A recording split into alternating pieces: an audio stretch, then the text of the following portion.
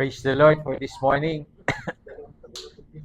We thank God that He's a good God. Ang panahon ngayon ay napakainit, and then mamaya-maya, bubuhos malakas sa ulan, mamaya-maya, napakaginaw. And so, if God is not protecting us, maari pong nagkakasakit na po tayo, but we believe that God is a good God. He is a loving God. He keeps on protecting us because He is the one who created us. And for this morning,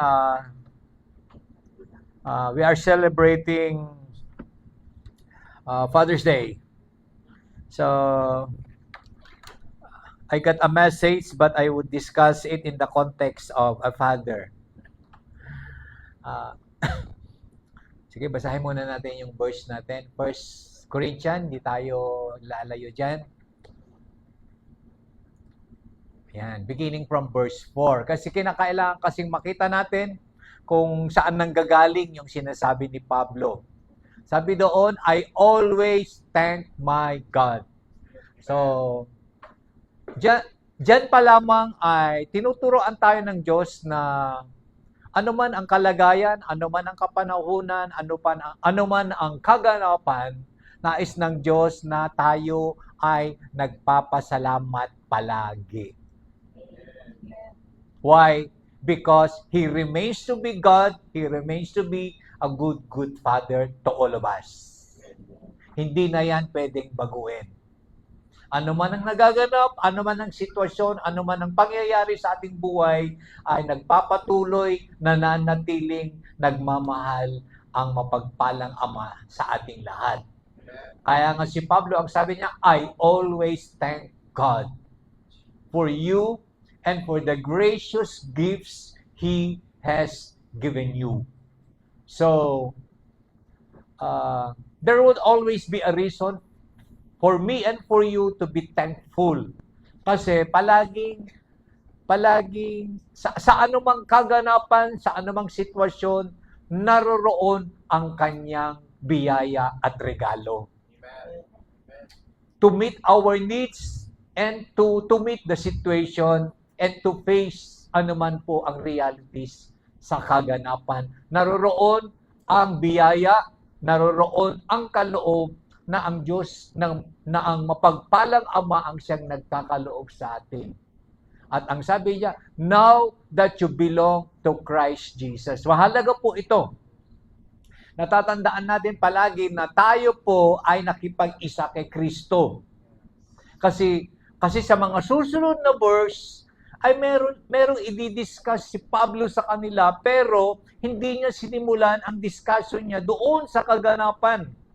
Ang inuna niyang pinaalala ay kung sino ka. Sino yung haharap sa sitwasyon, sino ang magsasalita, at sino ang gagalaw sa kaganapan. Kadalasan kasi ay kapag merong nagaganap, kumikilos ka kaagad. That should not be the case. Dapat malaman mo muna kung sino ka. Sapagkat kung alam mo kung sino ka, diyan po magsisimula kung ano ang dapat mong sasabihin, kung ano ang dapat mong hakbangin.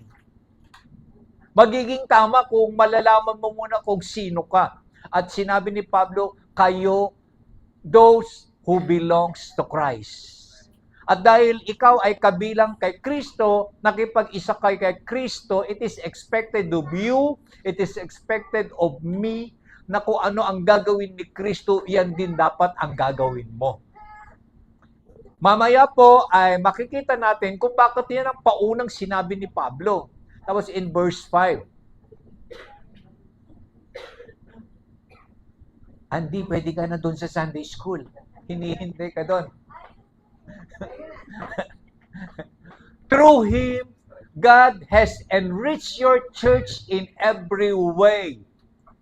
Parang maganda ata yung translation na ito. Sa pamagitan daw ni Kristo, ang Diyos daw ay pinayaman ang ating church. Amen. Sa lahat ng bagay. Pag sinabing church, tayong lahat yun kasi we are the church. So sabihin mo sa katabi mo, pinayaman ka ni Kristo. Wala kang kulang. Amen. It is the word of God ang siyang nagsasabi. Hindi opinion ito ng tao. Ito, ang salita ng Diyos mismo ang siyang nagsasabi, pinayaman ka ng Diyos. Ikaw na kabilang sa kanyang katawan. And that is the church. At one thing na ang isang bagay na napansin ko sa sinabi ni Pablo, meron siyang emphasis. Ano sa Tagalog yung emphasis? Binigyan ng diin. Pag sinabing binigyan ng diin, pag sinabing emphasize, anong ibig sabihin? Ito ay napakahalaga na hindi mo dapat kakalimutan. Sabi mo sa katabi, itong bagay, huwag nating kakalimutan. Ano daw yung hindi mo kakalimutan? With all your eloquent words and all of your knowledge. Pananalita ng may katalinuhan.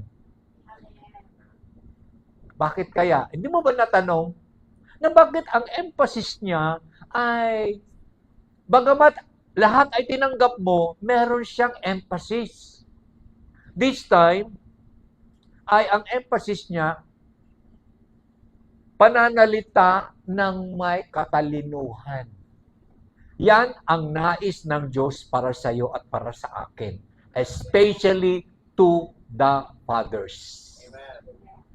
Kasi ang tatay dapat ang siyang madada, hindi yung nanay. O bakit hindi kayo nag-amen? Uulitin ko. Ang dapat na madada ay yung tatay, hindi yung nanay. Amen. Pero tatandaan mo, tatay, na words with wisdom.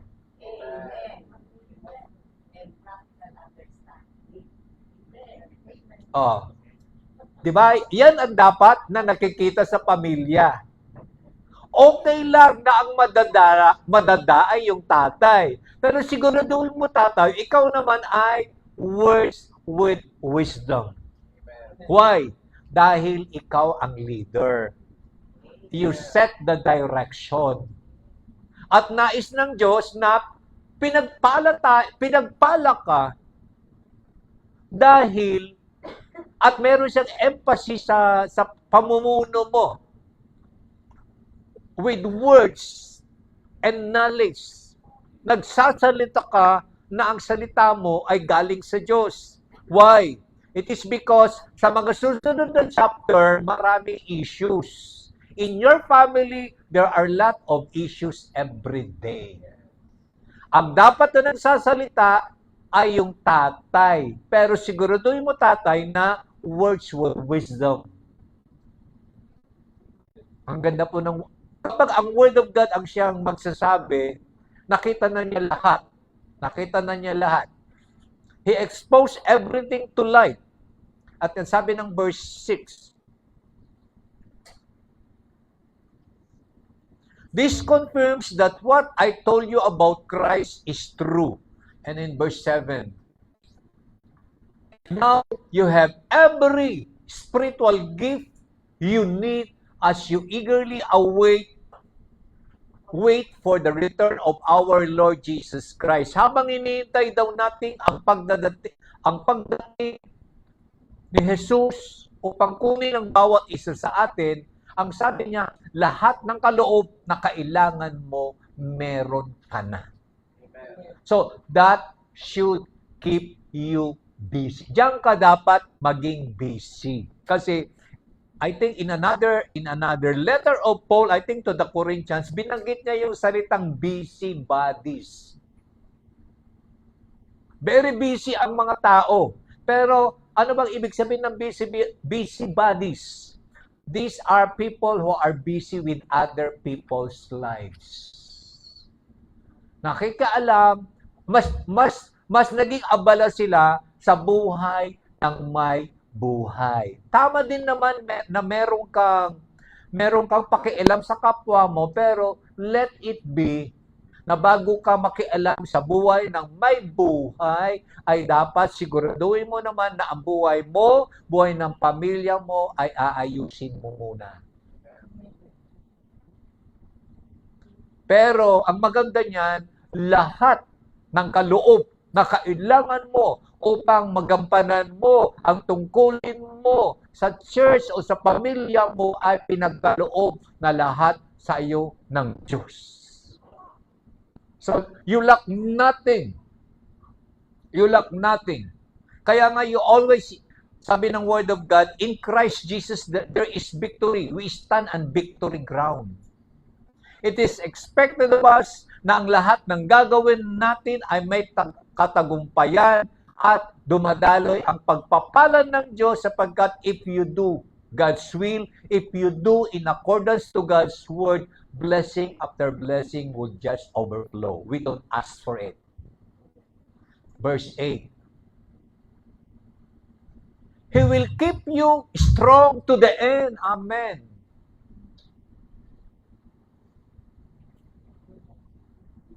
Napakaganda po yung sabi ni Pablo dito. He will keep you strong to the end. So that you will be free from all blame on the day when our Lord Jesus Christ returned. To the fathers, I believe the emphasis today is He will always keep you strong to the end. Ano man ang sitwasyon, ano man ang nangyayari, ano man ang kapanahunan, nais ng Diyos na ikaw ay palaging matatag. Malakas. Why? Dahil meron kang gagampanan. Ipapatupad mo ang nais ng Diyos sa pamilya na ikaw na pinapamunuan mo. And even in our personal lives,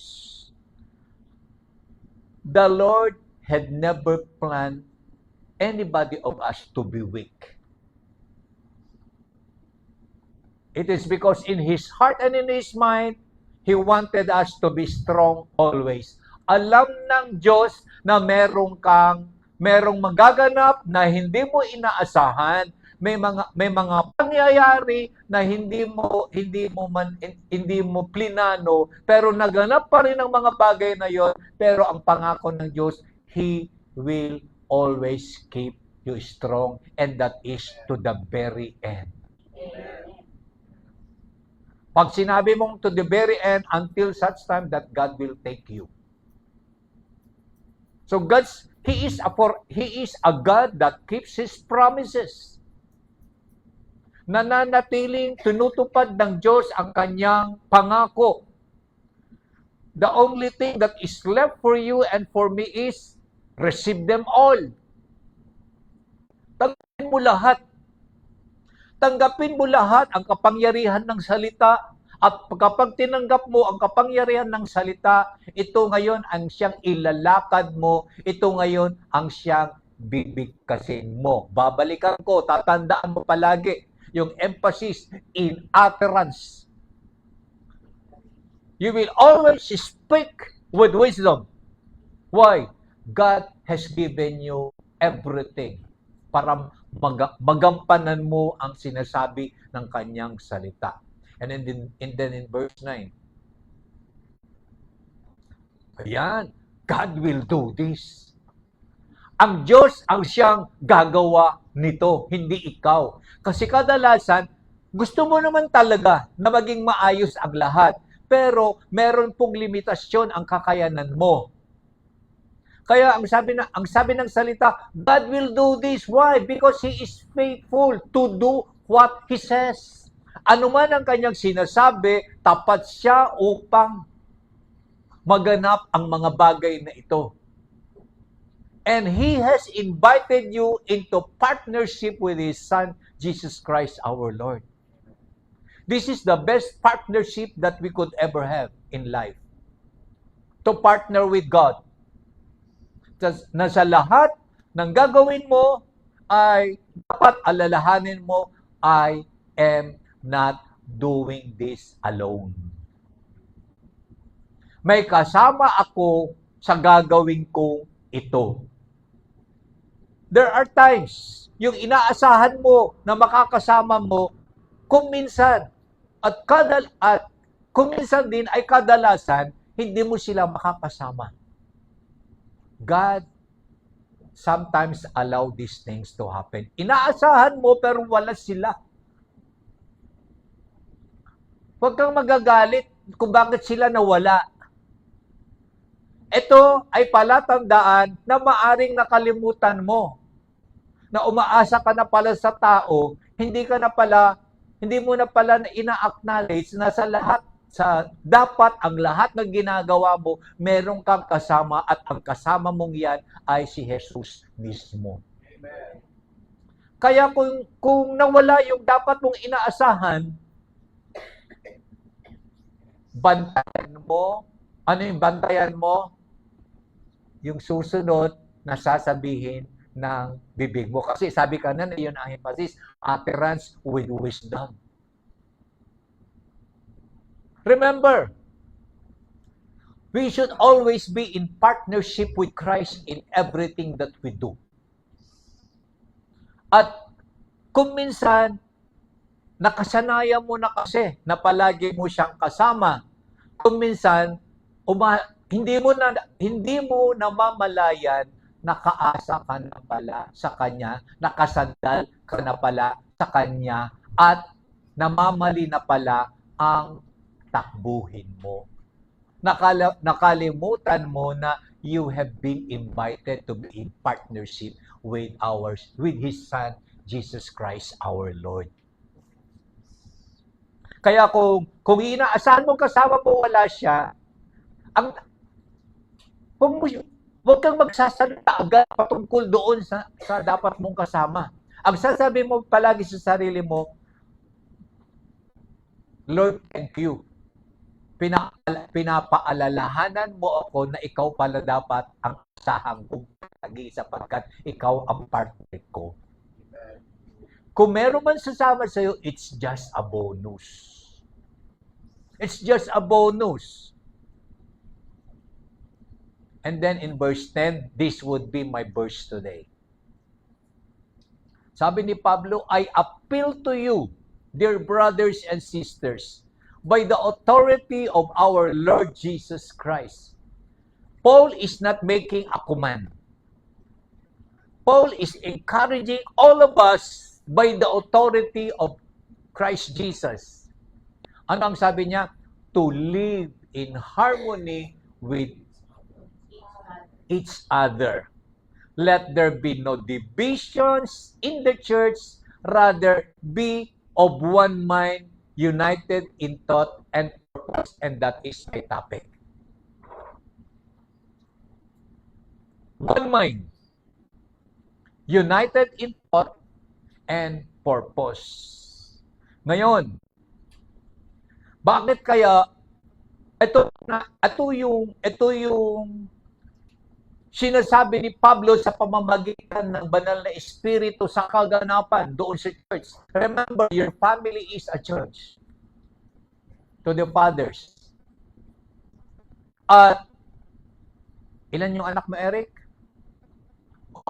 Magkamali ka pa. 4 na nga lang, magkamali ka pa. Ikaw nagbibigay ka ng other thought 4.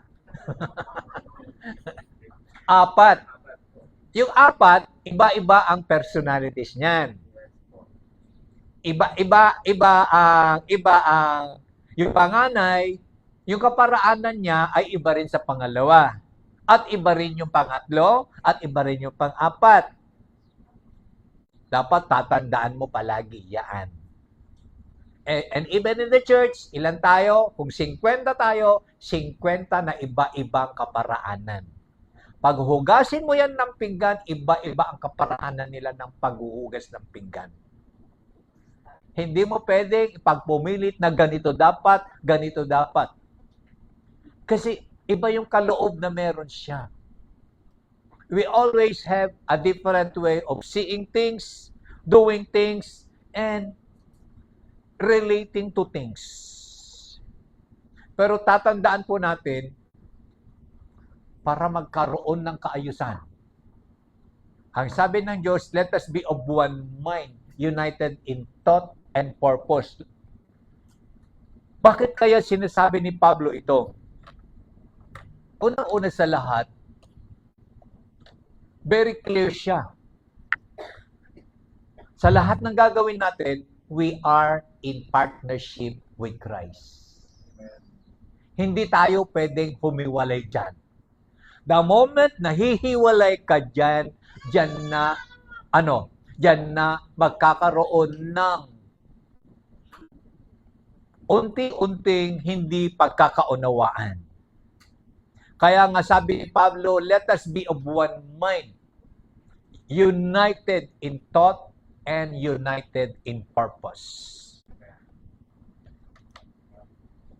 Bakit kaya yan ang sinasabi ni Pablo? Kasi sabi ng Romans 12, kadalasan, nakakalimutan natin yung Romans 12 verse 1. Ano ba sabi ng Romans 12 verse 1? You present your bodies as a living sacrifice, holy and acceptable, and that is your reasonable service or worship. Ang ibig sabihin, bago ka maglingkod, bago ka sumamba sa Diyos, siguraduhin mo muna na ang katawan na yan na naglilingkod, na ang katawan na yan na sumasamba sa Diyos ay nagkaroon ng makatotohanan pag-aalay sa Kanya. Anong ibig sabihin? All that we are, all that we think, all that we feel, and all that we do, we are offering it all to the Lord. And bakit natin inaalay sa Diyos ang lahat ng bagay? Because He has given His only Son for us, and that the only logical response, and that is only the logical response for His mercy. Nagkaroon ng habag sa Diyos sa atin dahil tayo ay makasalanan. Pero tayo ay Kanyang binanal. At dahil tayo na ay Kanyang binanal, ay nararapat lamang na ialay natin muli sa Kanya ang bagong buhay na pinagkaloob na sa atin. Amen.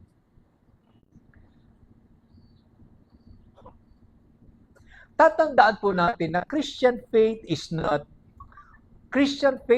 comes from having no option for half measures. Meaning, hindi pwede na yan.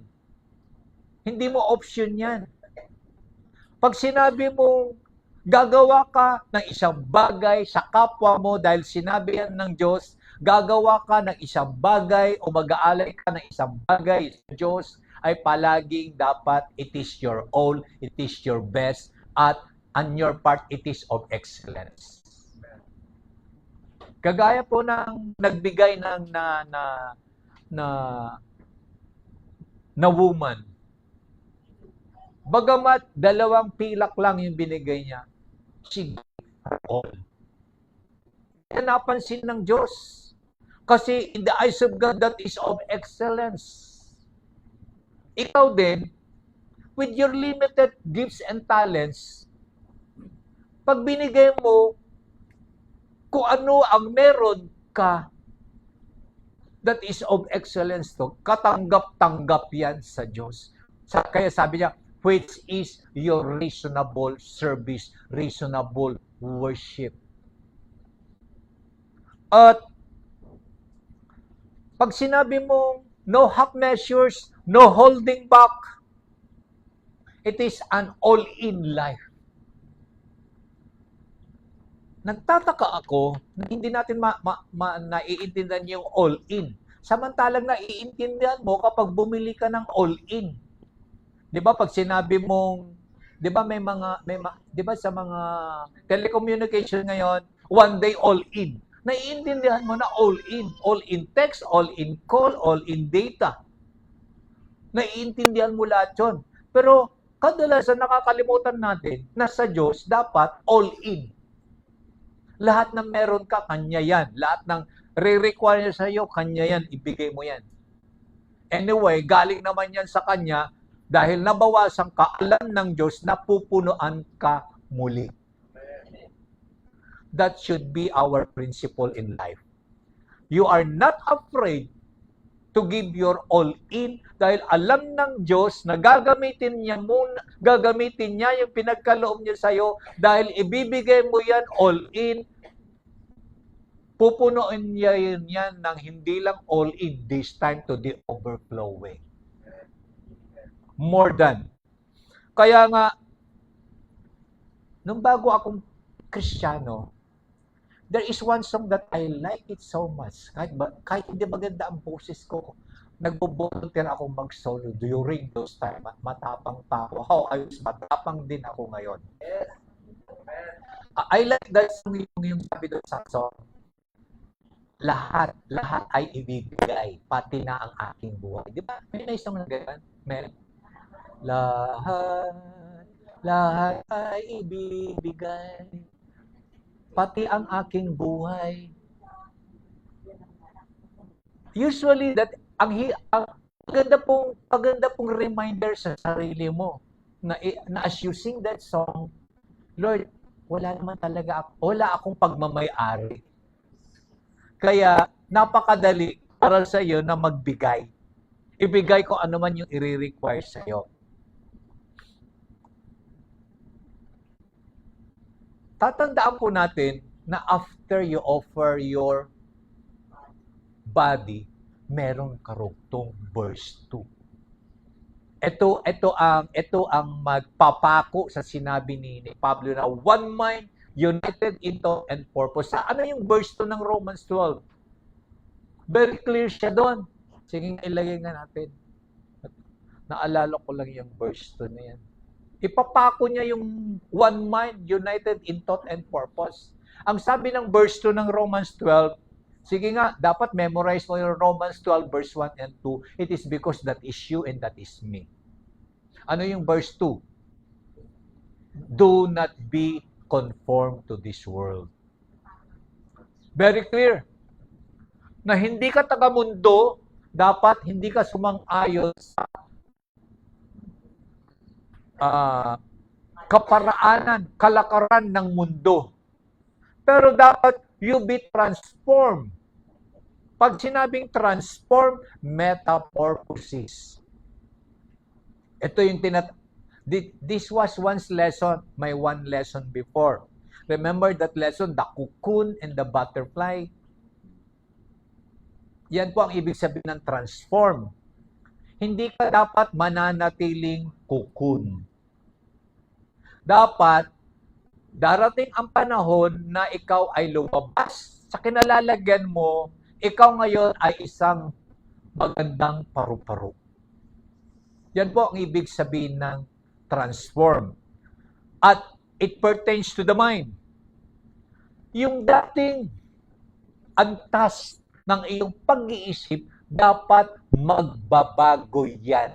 Marami ka nang nasagap o marami ka nang inilagay dyan na nung nagsimula ka makinig ng salita, magbasa ng salita, ay kinakailangan palang lumabas ka dyan. Iwanan mo yan. Kasi you are in a cocoon kapag ang kaparaanan ng kaisipan natin ay kaparaanan ng mundo. Hanggang dyan ka lang. Hanggang dyan. Umiikot ka palagi dyan. Masikip ang mundo sa'yo. Pero dapat, hayaan mo na magkaroon ng transform ang iyong pag-iisip by the renewing of your mind. So that you may prove what is that good and acceptable and perfect will of God. Mahalaga po na mabago ang pananaw mo. Mabago ang kaparaanan ng pag-iisip mo. Sapagkat doon mo lamang malalaman kung ano ang good, kung ano acceptable, kung ano ang perfect will of God sa iyong buhay. Remember, the mind is the control tower of our bodies. Ano man ang nagaganap niyan, Ano man ang laman niyan, ano man ang pinasok mo diyan, ano man yung in-store mo diyan sa iyong kaisipan, it would control your body. It is the control tower. Kumbaga sa airport, ito yung anong tawag doon, Stephen, yung nasa control tower. Diba yung control tower, very powerful, maliit lang yan na opisina. Maliit lang na opisina yan. Control tower in an airport. But remember how powerful is a control tower is. Everybody obeys. Napansin mo ba lahat ng airplane? They obey everything to what the control tower is saying. Pag sinabi ng control tower, hindi ka pa pwedeng lumapag, hindi ka pwedeng lumapag, iikot-ikot ka mo lang muna sa ere. Pag sinabi ng control tower, mamaya ka na aakyat. Hindi rin siya aakyat sapagkat sinabi ng maliit na lugar doon sa control tower. It controls everything, how powerful it is. And that is how powerful is your mind is. It controls everything of you. Lahat ng kilos mo, lahat ng galaw mo, lahat ng magaganap sa buhay mo, it controls everything. Kaya mahalaga, tama yung sinabi ni Pablo, hindi ka dapat nasa kukun yung mind mo. Dapat nakalabas ka dyan. Kasi kung ang laman ng kaisipan mo ay kaparaanan ng mundo, palaging may limitasyon.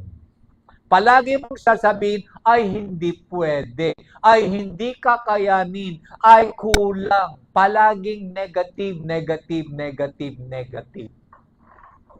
Pero kapag hinayaan mo mabago ang iyong kaisipan, magkaroon ng kalayaan ang kaisipan mo sa pamamagitan ng pagpapalaya ni Jesus sa iyo, nothing, sabi ng Word of God, nothing is impossible this time to you. Pero it all starts in this little part of your body, and that is the mind.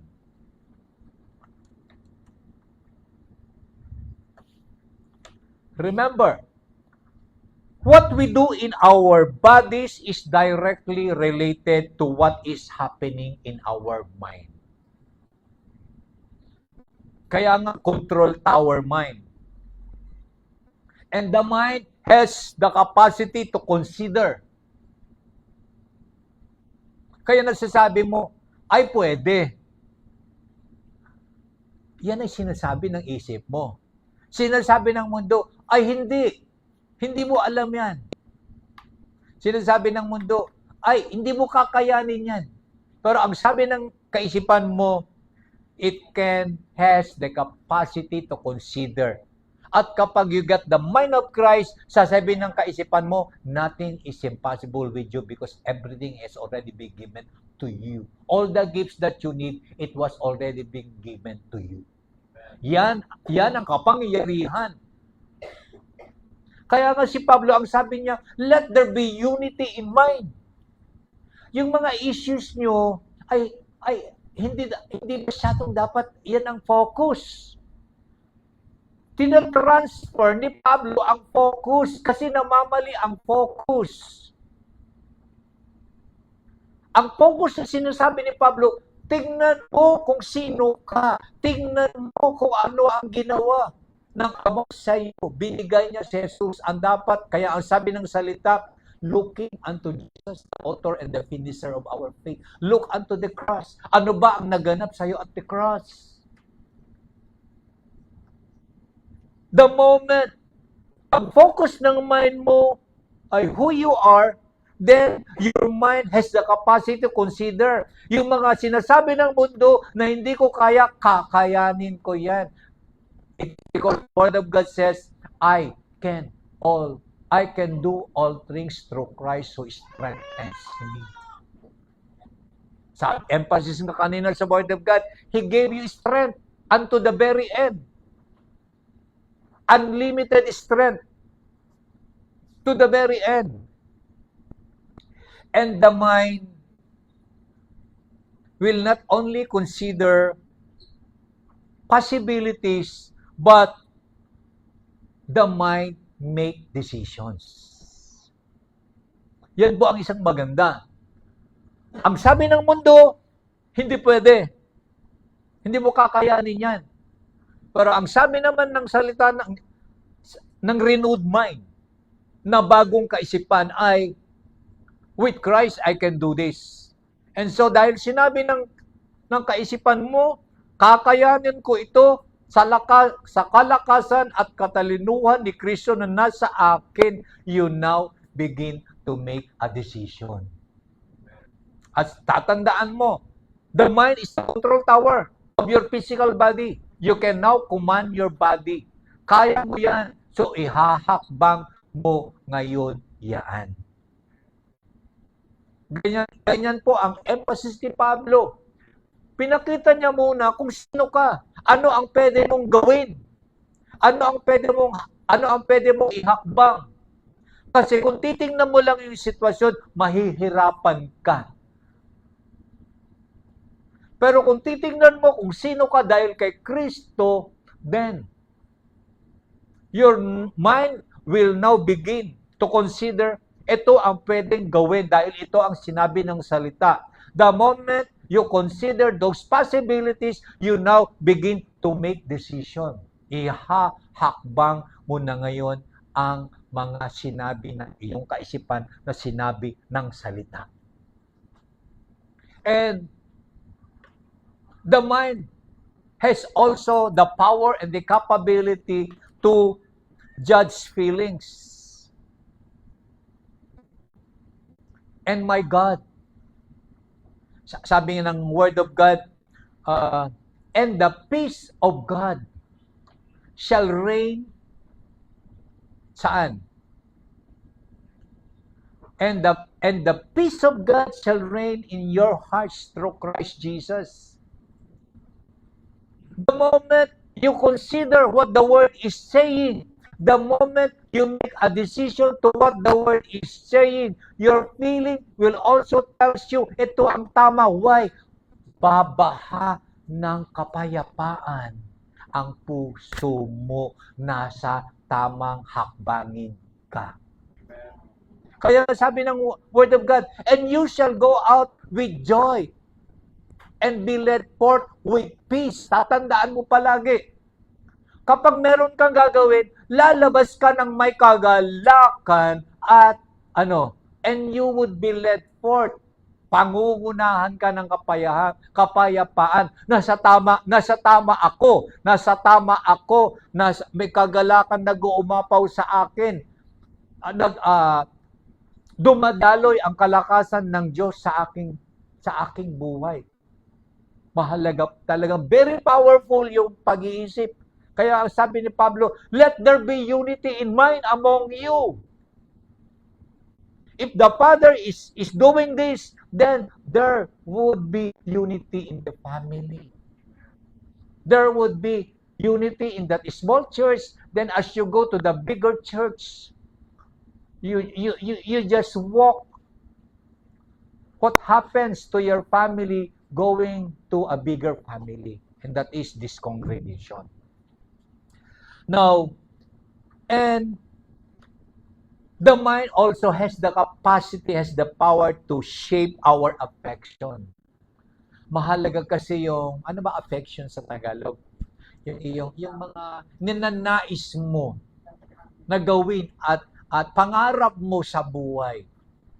Kinakailangan kasi magkaroon ng tama kasi kadalasan, yung mga ninanais mo, gusto mo lang, maging tama din naman. Kaya lang, kung yung mga affection, kaya nga ang sabi ng Word God, let your affection be of the heavenlies. Kasi the moment your affection is only on the earthly matters, there will come a time, and most of the time, palaging merong challenge, palaging parang merong hindi tama. Palaging kulang. Parang hindi ko nasisiyahan. Pero the moment you shape your affection towards what God is saying, it will always begin in the mind. And it would command your body na ihahakbang mo yan.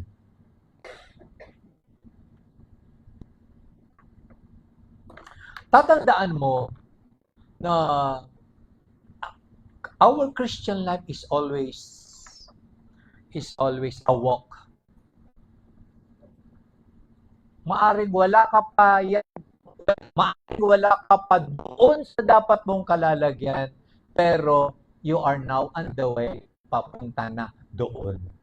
Pero tatandaan mo, kahit hindi ka pa nakarating doon, hindi ka na kagaya ng dati na pinanggalingan mo. Ganyan pa palagi. Ganyan dapat ang pananaw mo. Wala ka pa doon, pero mararating mo rin doon. Why? You are now on the way. Pero habang you are on the way, tatandaan mo rin palagi na hindi na kagaya ng dati doon sa pinanggalingan mo. Marami ka nang inilakad. Kaya nga, very crucial. Let there be a renewing of your mind kasi you always make a decision to move forward patungo doon sa landasin na hinanda ng Diyos para sa iyo. Amen. What a beautiful life. Kaya nga, si Pablo po ay he never dwelt on the issue. He never, bago niya dinwell yung mga issues doon sa church, inayos niya muna. Kasi, kung magbibigay siya ng solusyon agad, kung hindi naman tama, ang takbuhin ng kaisipan, mamamali ang mga hakbangin.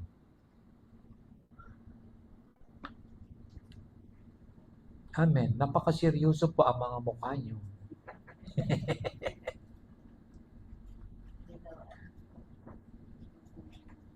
Okay.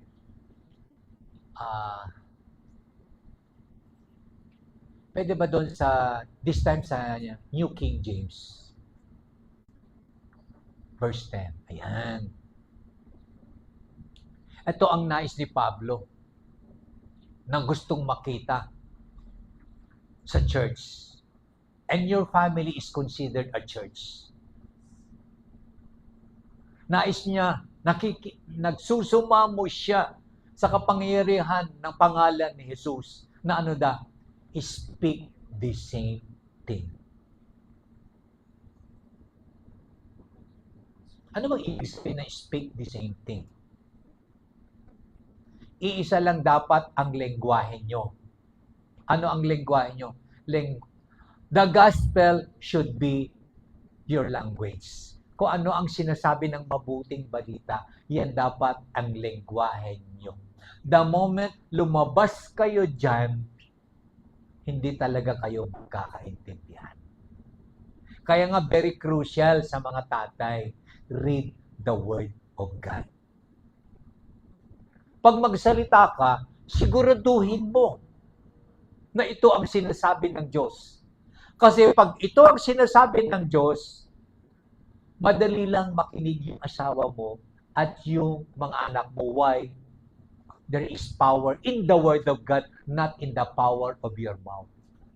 Isigaw mo man yan, kung hindi naman tugma sa salita ng Diyos, it is just nothing. Huwag mong dadaanin sa pagtaas ng boses. Pwedeng tumaas ang boses mo, pero siguraduhin mo, umaakma ito sa salita. Sapagkat ang kapangyarihan ay hindi nanggagaling sa taas o hina ng boses, ang kapangyarihan ay nanggagaling doon sa salita. And teach your wife and teach your children, speak the same language. Meaning, hanggat maaari, have your family devotion. Doon kayo mag-practice, training of speaking the same language, the same things. Kasi, iisa ang salita, pero yung salita mo ay salita in accordance to the Word of God, yung salita mo ay in accordance naman sa salita ng mundo, hindi kayo magkakaintindihan. Remember, nagulo ang Pilipinas dahil sa salita. Ano yung salitang yun? Forthwith. Simple word, forthwith. Nagkagulo ang mundo kasi yung iba, according to what the definition of the Constitution. Yung iba naman, according to the definition of Webster. Yung isa naman, according to the definition of the word. Hindi nga talaga sila magkakaintindi. They do not speak the same thing. Pero iisa yung salita na pinag-uusapan. Kaya nga, kapag gumamit kayo ng salita, siguraduhin nyo, yung salitang yun, iisa ang pananaw ninyo. According to the word. Tama siya, tama ka rin. Tama siya sa mundo, tama ka sa Lord. Hindi talaga kayo magkakasundo. Kasi iba. Yan ang sinasabi ni Pablo. Nasabi ni Pablo, kahit pa pumunta ako diyan sa inyo at magsalita sa inyo, kung ang mga salita naman ay iba ang pagkaintindi nyo, we are not of thinking of the same thing or the same mind, walang magaganap na pagkakasundo. Are we clear? Kaya po, mahalaga po na mag-aral tayo ng salita upang ang mga lengguwahe natin, magkaintindihan tayo. Kung ito na yung sinabi ng word, huwag na tayong mag-discuss. Ito na yun. Let there be of one mind. Pumunta tayong lahat dyan at magkakasundo tayo dyan. And it is for sure, there will be victory. Okay. Ano pa?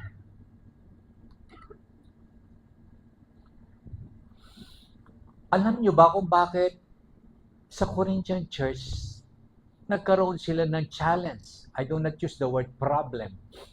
Nagkaroon sila ng challenge kasi ang mga tao doon sa Corinto kasi, it is the center of trade.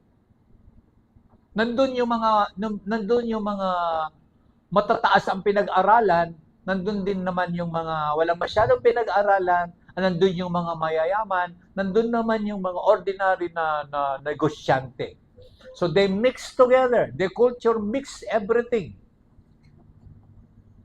And what is amazing is they became Christian believers because of the power of the word.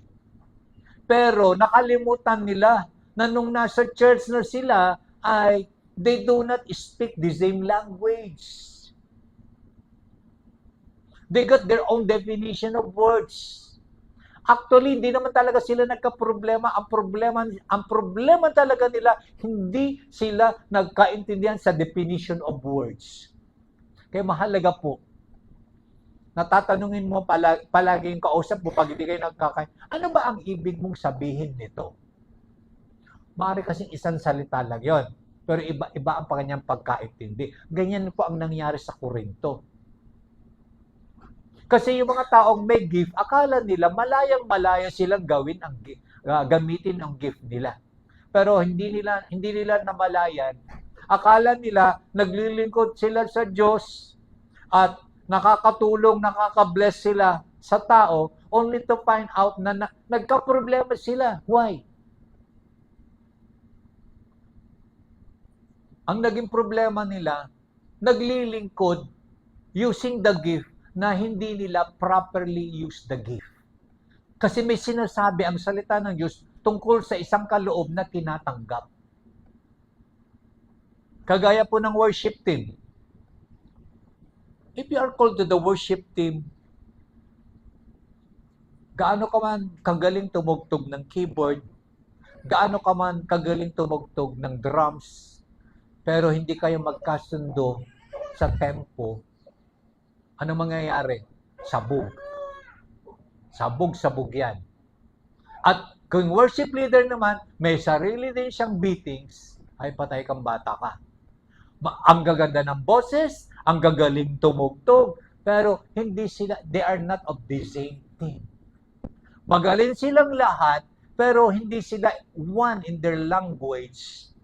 Yung maganda na dapat nakaganapan ay hindi naganda. Hindi maganda ang naganap.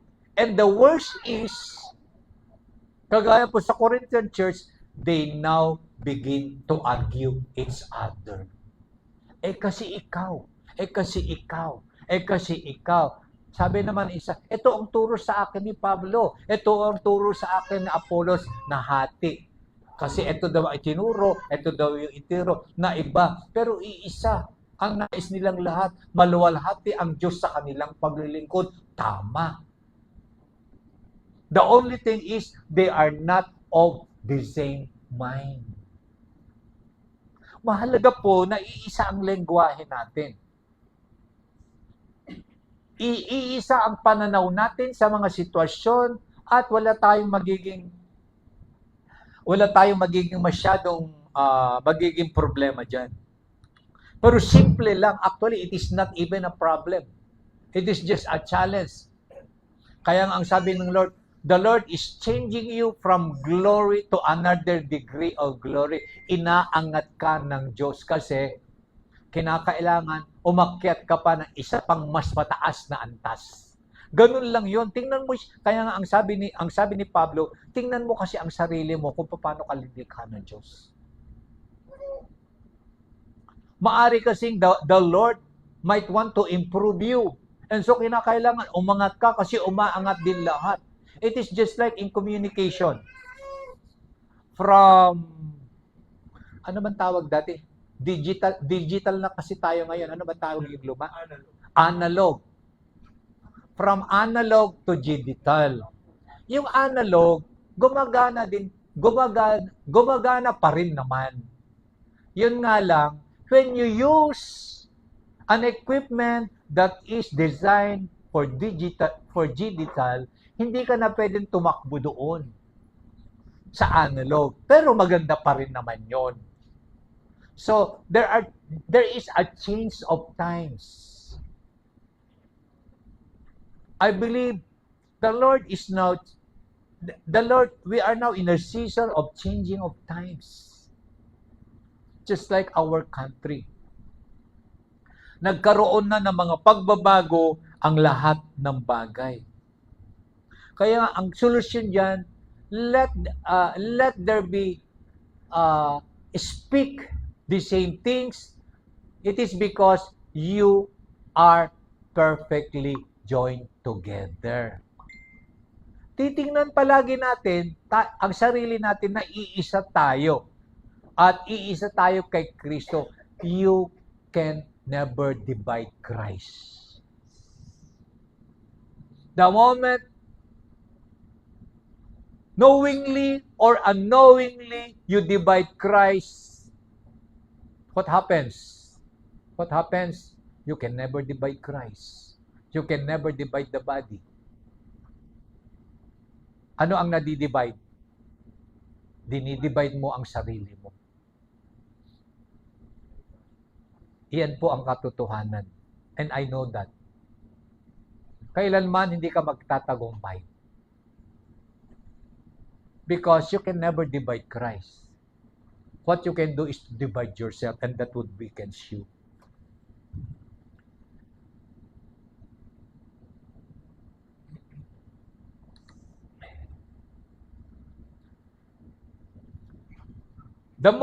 Kaya ang sabi doon, let there be of the same mind and of the same judgment. Pag sinabi mong the same mind,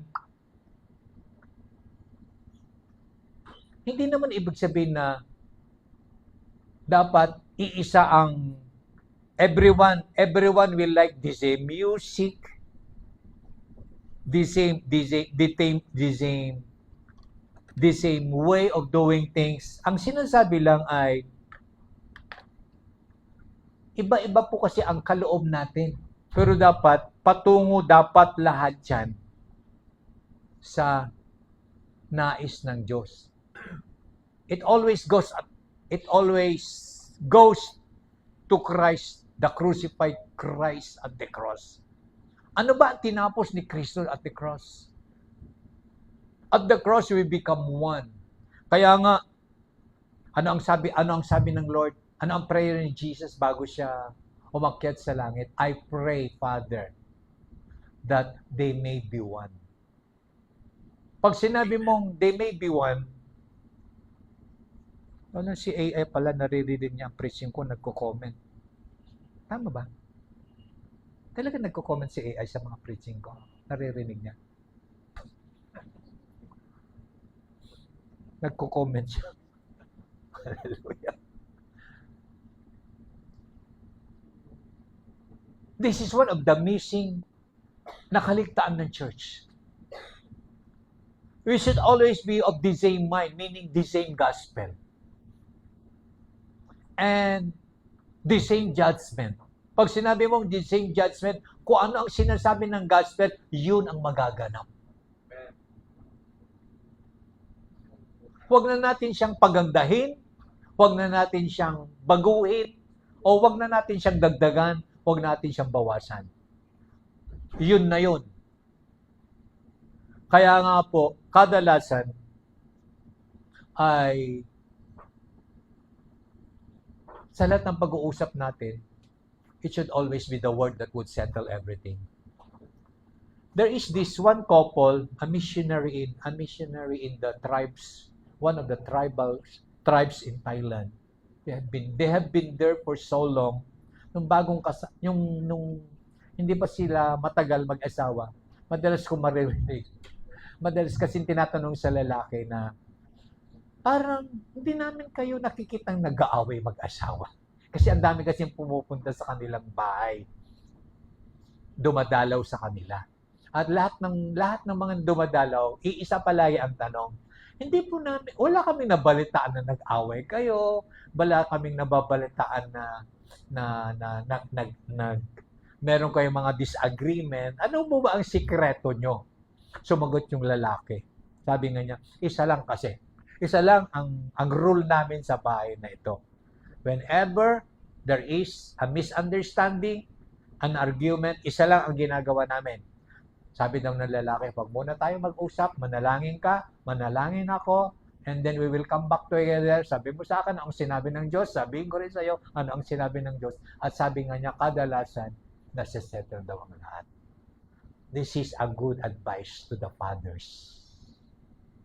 Kapag di na kayo magkasundong dalawa, wag muna kayong mag-usap. Challenge each other, makinig ka sa Lord mo, makikinig din ako sa Lord ko, we will come together, sabihin mo sa akin, ano ang sinabi ng Lord sa iyo, sabihin ko naman sa iyo, ano ang sinabi ng Lord sa akin, then that would settle everything. The same mind.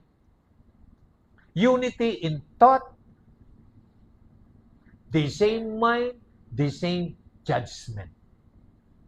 Kung ano ang hatol ng salita sa atin, tanggapin natin. Matatanggap mo yan because the word would always do good to you. Ikakabuti mo kung ano man ang sinabi ng salita. Maaring hindi mo patanggap sa ngayon yung sinasabi ng salita, pero for sure, it will always be for your good. He is a good, good Father. Amen.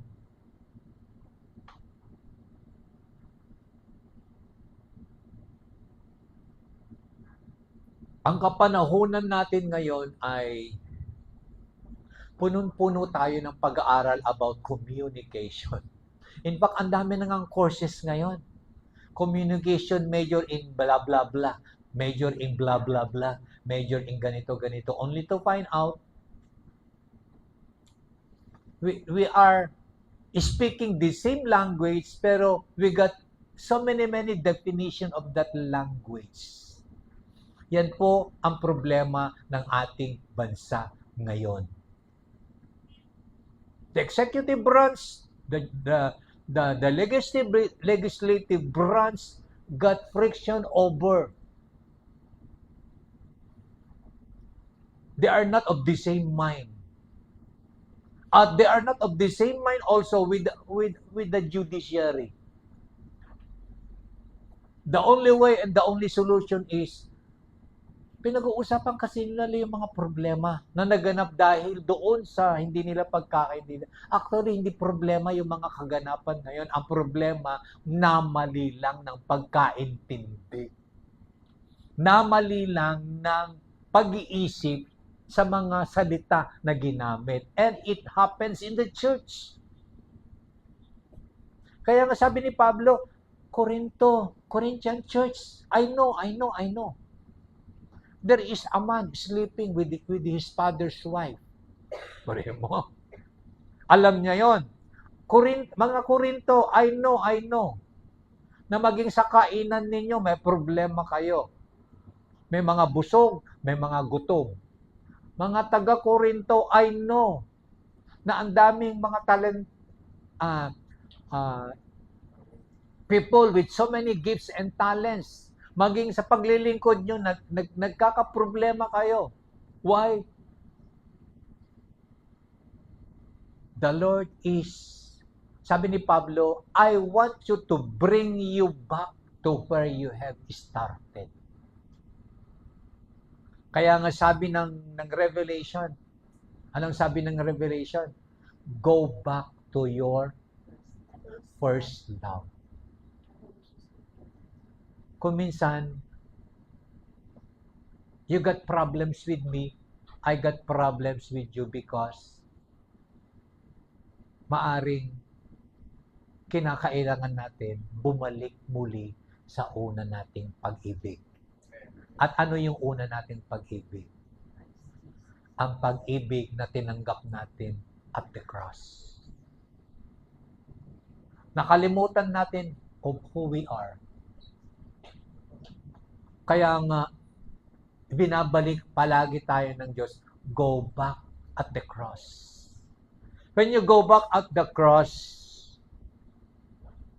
ano yung matatandaan mo palagi? Go back to the day na tinanggap mo si Jesus. Punong-puno ka ng ano? Punong-puno ka ng kagalakan. Punong-puno ka ng excitement sa lahat ng bagay. Mahal na mahal mo ang kapwa mo kasi ang nakikita mo lamang ay ang pag-ibig ng Diyos na tinanggap mo na puno ka.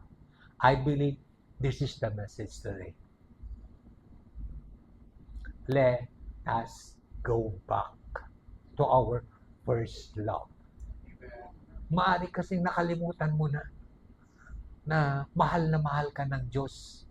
Hindi mo na kaya nga sa Corinthians, nandun yung 1 Corinthians 13. Ang sabi ni Pablo, even if you could move mountains by your faith, marami kang pwedeng gawin. Sumobra ka na sa talento. Pero ang sabi ni Pablo, para kang ingay lamang. You are just a clang, a cymbal. Ingay ang nakikita. Why? Because nawala na yung pag-ibig. Ano ba ang pag-ibig? Very clear si Pablo. Love is patient. Love is kind. Ano ba? Love does not keep record of wrongdoings. Nagsimula na kasi tayong magbilang ng mali ng kapwa natin. Ang nakalimutan natin, madalas din naman tayong nagkakamali din. Kaya nga ang sabi niya, go back. Yung pananampalataya, everything will fade away. Ang matitira na lamang ay pag-ibig. Kaya nga, ang solusyon lahat ng mga kaganapan sa ating buhay, let us go back to our first love. Maaring ang kailangan mo lang ngayon is ilang minuto kang nagbabasa ng Bible, dagdagan mo. Ilang minuto kang nananalangin, dagdagan mo. ilang oras ka umuupo sa paanan ng Diyos, dagdagan mo. Until such time, yun pala ang pinakamahalagang dapat mong gawin sa buhay. If you are right with God, definitely you would always be right with other people, especially to the church. Amen.